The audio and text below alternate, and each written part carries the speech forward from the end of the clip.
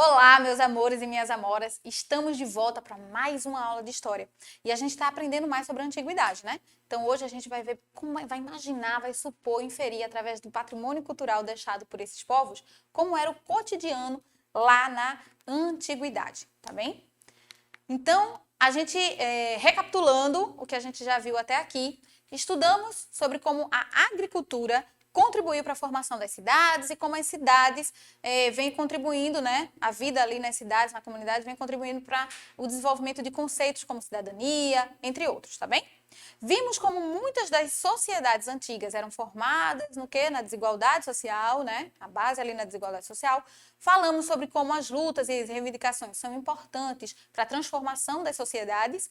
E na última aula, a gente tratou sobre a influência religiosa, né? A influência das crenças na vida das pessoas lá na antiguidade. Então a gente viu que a cultura deixada por esse povo nos dá pistas de como era a vida, né, o cotidiano lá na antiguidade. A cultura sendo o conjunto de conhecimentos, de crenças, né, de arte, enfim, produzida por esses povos.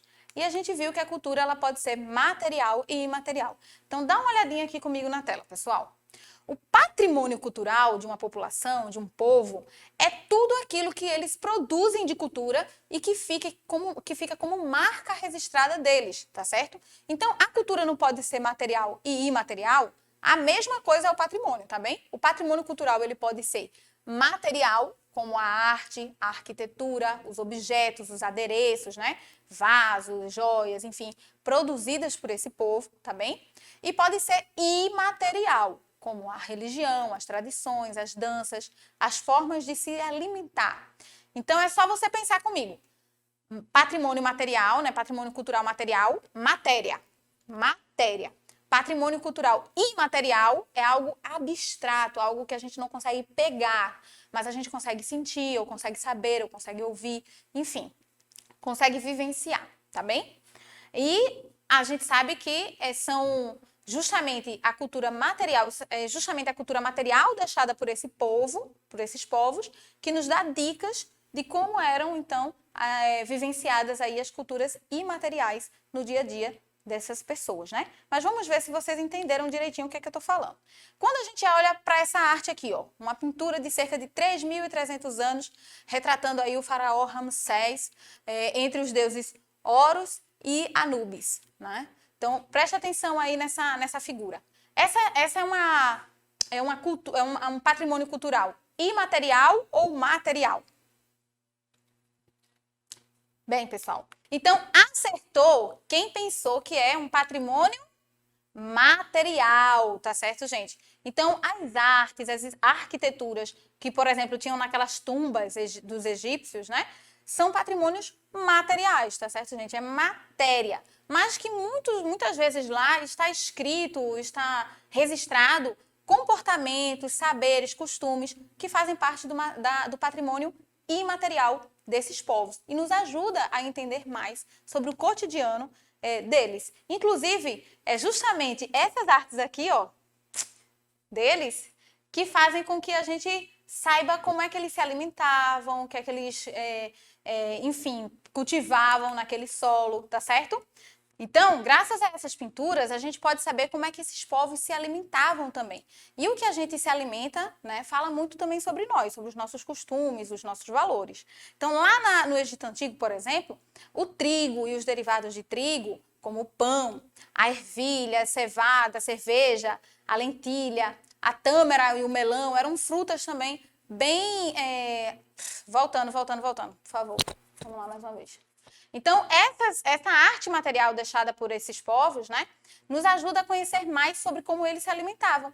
Então, a gente sabe que lá no Egito, eles se alimentavam com trigo e derivados de trigo, como o pão, se alimentavam de ervilha, de lentilha, e inclusive de frutas como a tâmara e o melão. A gente só sabe disso devido aos registros da cultura material deixada por esses povos nos livros, nas tumbas, enfim. E o cotidiano das relações entre esses povos. Será que os povos lá da antiguidade tinham as relações que nós temos hoje, assim, dinâmica? A gente fala algumas palavras que são do inglês, né, que é de outro povo. algumas palavras americanizadas que a gente diz, né? E nos alimentamos atualmente até com sushi, que é lá do continente asiático, né? Lá do Japão, enfim. Então, será que isso acontecia lá nos povos antigos ou será que era diferente? Será que eles eram bem divididos entre eles? Bem, devido também às artes, né, as arquiteturas deixadas por esses povos, a gente pode perceber que eles se influenciavam mutuamente, que eles trocavam muito também de costumes, enfim, da forma de se alimentar. Um exemplo disso nós temos os fenícios. Os fenícios, pessoal, eles viviam aqui, ó, nessa parte que hoje é conhecida como Oriente Médio, e como eles eram comerciantes marítimos, enfim, eles tinham um comércio marítimo muito grande, eles conseguiam conhecer vários outros povos, tá? Como os gregos, os egípcios. E aí eles realizavam também não só troca comercial, como também troca cultural com esses povos, tá bem, pessoal? E por que eles viraram navegantes? A geografia desse local tem muito a ver com isso, sabia? Nessa região aqui, ó, onde ficavam os fenícios, na cidade de Tiro, Sidom, era uma região montanhosa. Então, pessoal, eles não tinham muito essa opção de agricultura, de cultivo de animais, ficava complicado por causa do solo ali, né? Então, eles começaram a comercializar com outros povos e exploraram aqui as navegações, os mares, tá bem?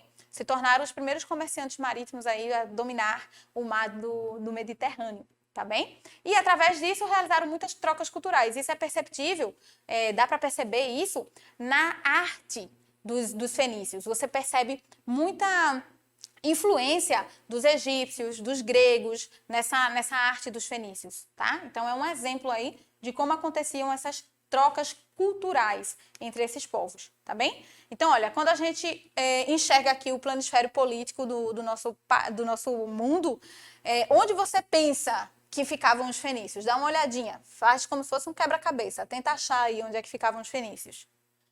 Olha, parte do Oriente Médio, a gente já falou sobre isso. Então, ó, bem aqui, ó, pessoal, bem aqui, tá vendo? Olha aí um exemplo de arte fenícia. Veja como tem influência da arte egípcia, né? E também da arte grega. Então, podemos ver, pessoal, como o exemplo dos fenícios, que a troca cultural era muito intensa entre esses povos. E até hoje em dia, a gente tem alguns traços, tá certo? A gente traz alguns traços que herdamos dessas culturas, tá bem?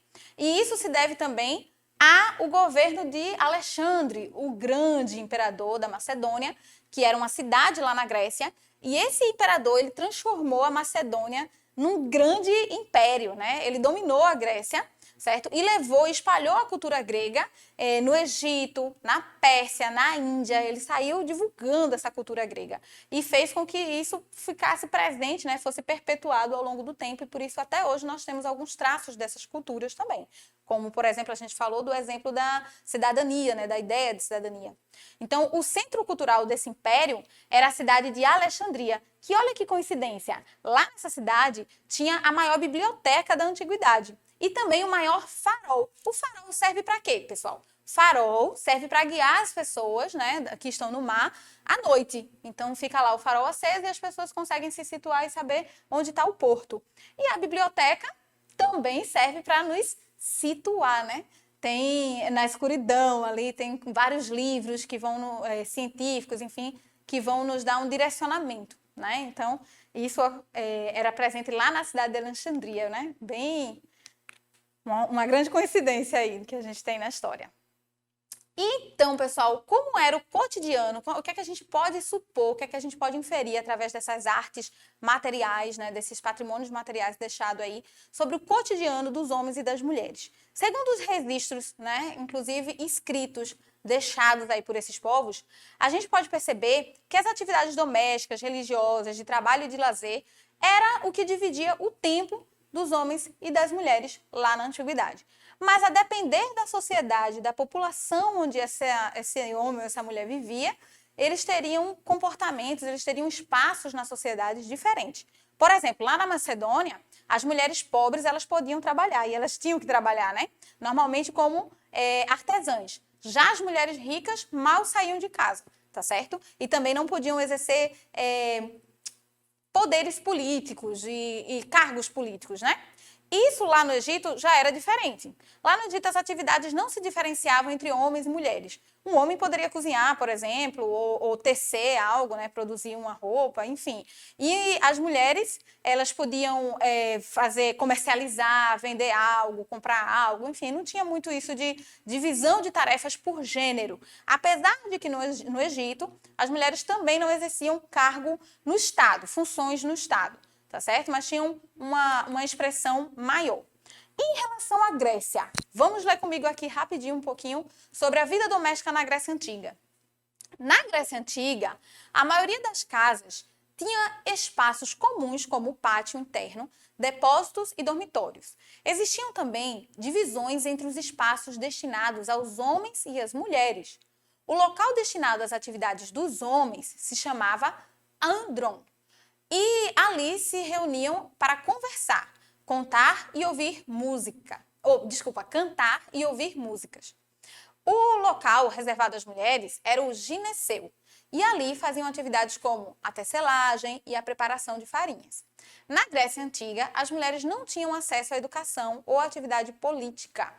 Aquelas que participavam da vida pública o faziam por meio da religião, como sacerdotisas. E a gente vê isso, né, nos detalhes, nas artes deixadas por esses povos. Então, perceba que quando a mulher ela ia exercer na Grécia uma função política, ela poderia até conseguir isso, mas seria na figura de sacerdotisa, né? A religiosidade aí bem presente nessa questão. E as crianças, pessoal? Como era o dia a dia das crianças na antiguidade? Bem, entre os povos da antiguidade era comum que as crianças trabalhassem normalmente com seus pais, tá? Isso acontecia muito, por exemplo, no Egito. As crianças começavam a trabalhar muito cedo. Claro, né? As crianças que estavam ali na base social daquela pirâmide social do Egito, tá bom? E na Mesopotâmia, alguns jovens tinham o direito de frequentar a Eduba, que era como se fosse uma escola, tá bem? Onde eles aprendiam astronomia, matemática e literatura. Eles iam bem cedo para lá, porque eles levavam anos, né, de formação lá na Eduba. Então, logo cedo, eles começavam a frequentar a Eduba. Veja como isso se assemelha, né, ao nosso sistema educacional atual. Só que tem muito mais de 3 matérias, né, atualmente. As crianças egípcias brincavam com bolas de couro, com carrinhos, peões, bonecos e outros brinquedos feitos de madeira. Então, os egípcios eles começavam a trabalhar cedo, né? As crianças egípcias começavam a trabalhar cedo, mas isso não significa que eles não brincavam, que eles não tinham também uma vida ali cotidiana como criança. E a gente consegue saber até com o que eles brincavam, não só pelas artes, mas porque através de escavações foram encontrados esses brinquedos, né? Vestígios, resquícios desses brinquedos aí, que eram utilizados pelas crianças egípcias. Então, dá pra gente saber um pouquinho mais como era o dia a dia dessas crianças. E em relação a algumas crianças gregas, vamos explorar aqui um pouquinho desse texto que fala sobre os meninos e as meninas das cidades de Esparta e Atenas, lá na Grécia. Eram cidades da Grécia.